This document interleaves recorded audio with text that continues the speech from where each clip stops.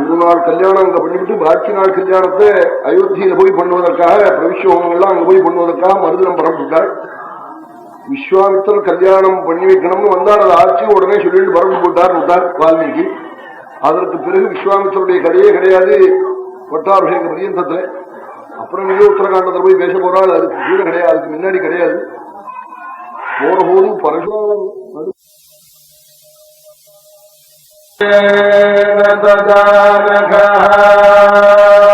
சத்ருக்னோ நித்யசத்ருக்னः நிஹிதः பிரீதி புரஸ்கிருதः.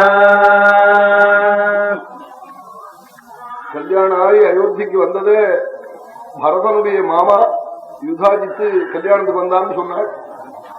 அவன் பரதனை அவ தாத்தா பார்க்கணும்னு சொன்னாலா அழிச்சுன்னு போறதுக்காக வந்தான். கல்யாணம் பண்ணின பரதனை சத்ருகனோட அங்க அழிச்சுன்னு போட்டாள். அங்க போய் பரதன் பரமானந்தமாய் வசிக்கிறாள் தாத்தா வீட்டுல கேகே தேசத்துல. இதுதான் அயோத்தியா காண்டத்துக்கு ஆரம்பம். இத போய் சிவபுராணத்துல போய் இதுக்கு பலன் சொல்ற போது அயோத்தியா காண்டம் கேட்டா எத்தனை துக்கம் இருந்தாலும் குடும்பத்துல அதெல்லாம் விலகிவிடுமா, சர்வ துக்க பிரகமனம் விட்டாள். ஆனா ஒத்தம் கேட்டா கூட போடுமா, அந்த குடும்பத்தாருக்கு உள்ள துக்கங்கள்லாம் போயிடுமா, துக்கம் வராமலும் தடுக்குமா அயோத்தியா காண்டம். நம்முடைய முயற்சியினால ஏதாவது பண்ணிக்க முடியுமா, முடியவே முடியாது. ஈஸ்வரானுகிரகம் இல்லாம கஷ்டத்தை நீக்கிக்க உத்தராலையும் முடியவே முடியாது. அதைத்தான் விவேகிகள் நன்கு புரிந்து கொள்ள வேண்டும். துறவிகள் முதற்கொண்டு பகவத்குணம் கேட்கலங்கிறார், ராமாயணம் கேட்கணுங்கிறார். கஷ்டம் நீங்குவதற்கு கலியில ராமன் பிரத்யட்சம். எத்தனையோ குடும்பத்துல இன்னைக்கும் ராமாயணத்தை படிச்சு அதனால சகல க்ஷேமங்களையும் அடைஞ்சுன்னு வர. வடக்கஞ்சேரி வி.ஆர். ராமநாதியை சொல்றார், 40 வருஷமா படிக்கிறேன். நான் போட்ட சுந்தரகாண்டம் பந்துக்கள் சின்ன குழந்தைக்கு நோக்கம் வாங்கி கொடுத்துருக்காடா. ஒரு நல்ல கட்டத்திலையும் சுந்தரகாண்டம் நான் வாசிக்கிற போது எனக்கு ஒரு தந்தி வரும், ஒரு ஜெயம் கிடைக்கும், பெரிய லாபம் கிடைக்குது. இன்னைக்கும் கிடைச்சிட்டு இருக்குங்கிற 15வது சர்க்கம் 16வது சர்க்கம் 36வது சர்க்கம் அங்குலீக பிரதானம் 36 26 ஞானிகளுக்கு நமஸ்காரம் பண்றாள் சீதை. 27 திரிஜட்டா சொப்னம். இந்த இடம் வரபோதெல்லாம் எனக்கு கிடைக்குதுன்னு ஒரு நாளைக்கு 1 மணி 1:30 மணி என்கிட்ட தனக்கு கிடைச்ச லாபம் எல்லாத்தையும் சொல்லி கண்ணால ஜலமிட்ட.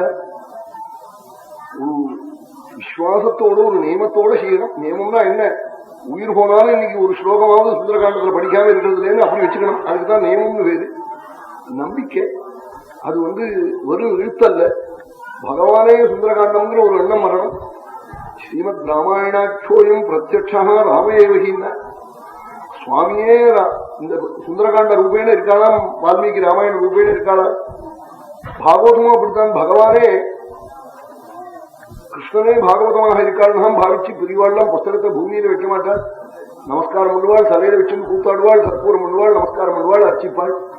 படத்துக்கு ஒரு விக்கிரகத்துக்கு எப்படி அர்ச்சிக்கிறதோ அது மாதிரி புஸ்தகத்துக்கு அர்ச்சனை பண்றோமே. என்ன காரணம், அந்த புஸ்தகமே பகவத் ரூபம். இது மாதிரி ஒரு பாவனை வரணும்.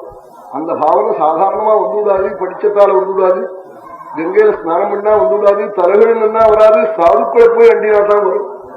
மகான்கள் அது மாதிரி ஒரு எண்ணம் வரும்படியா பண்ணிவிடுவாள். புத்தகத்தை கொண்டு தெய்வமா நினைக்க முடியா பண்ணிவிடுவாள். அதுதான் ஆச்சாரியா சொன்னாள், பசுமாடு மிருகம்தான், அதை மிருகமா நினைக்காதே தெய்வமா நினை. ஆச்சாரியன் நமக்கு உபதேசம் பண்ற ஆச்சாரியன் இருக்கானே அவன் மனுஷன்னா அவன் மனுஷனா நினைக்காதே. கங்காதி ஜலம் ஜடம்னா அது ஜடமா நினைக்காதே தேவதையா நினை. மரம்னா அரசு, அதை மரம் நினைக்காதே பகவானா நினை. க்ஷேமத்தாரி வேண்டல் பகவத்பாதா. அப்படி நம்ம பெரியவாள்லாம் சொல்லி சொல்லி சொல்லி நமக்கு சித்தத்துல அஸ்வத்தத்தை பார்த்தா பகவான் தோல் முடியா பண்ணியிருக்காரு. அதுக்கு தகுந்தா போல சுவாமி கீதையிலையும் அஸ்வத்த சர்வ விருட்சான அர்ஜுனா நான் விருட்சங்களுக்குள்ள அரசமரமா இருக்கேன் ஏன்னு சொல்றாள். சுவாமின்னா அரசமரமா இருக்காரு. அப்போ பகவானை போய் பிரதட்சம் பண்ணி நமஸ்காரம் பண்ண புண்ணியம்னா கிடைக்கிறது. கருடனை பார்த்தா வையன தேஜஸ்ட பட்சினா, பட்சிகளுக்குள்ள கருடனா இருக்கேங்கிறாள். கருடனை பார்த்த உடனே சுவாமியினுடைய ஸ்மரணம் வருது. இது மாதிரி தன்னை எல்லாரும் ஸ்மரிக்க முடியாத அனுகிரகம் முடியாத மதம் நம்ம வைதிகமான இந்து மதம். இந்த மதத்துக்கு ஈடான மதம் இல்லை. காதால கேட்டா துக்கங்கள்லாம் போடுங்கிறார். இப்படி ஒரு மதம் காதால கேட்டு புண்ணியத்தை சம்பாதிக்கலாம்னு சொல்லவே இல்லை. நம்ம ஹிந்து மதம் தான் சொல்லியிருக்கு.